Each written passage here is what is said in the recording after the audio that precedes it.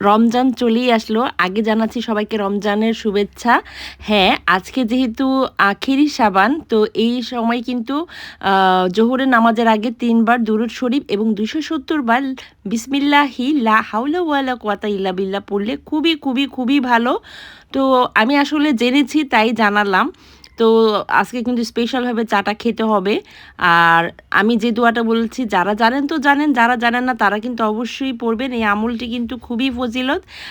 এই আমলটি পড়লে পাহাড় সমান সম্পদ এবং ৭০টি রিজিকের দরজা খুলে দেয় আল্লাহ পাক ইনশাল্লাহ। আর হ্যাঁ, যেহেতু সিয়াম সাধনের মাস, যেহেতু ক্ষমা চাওয়ার মাস, আমরা যত ভুল ত্রুটি করি ইনশাল্লাহ ক্ষমা তো চাইবই এবং সবাই সবার সাথে থাকবো, অ্যাক্টিভ থাকার চেষ্টা করব। জানি না কতটুকু থাকতে পারবো, তবে যারা আমার শুভাকাঙ্ক্ষী তারা কিন্তু কেউ ভুলে যাবেন না।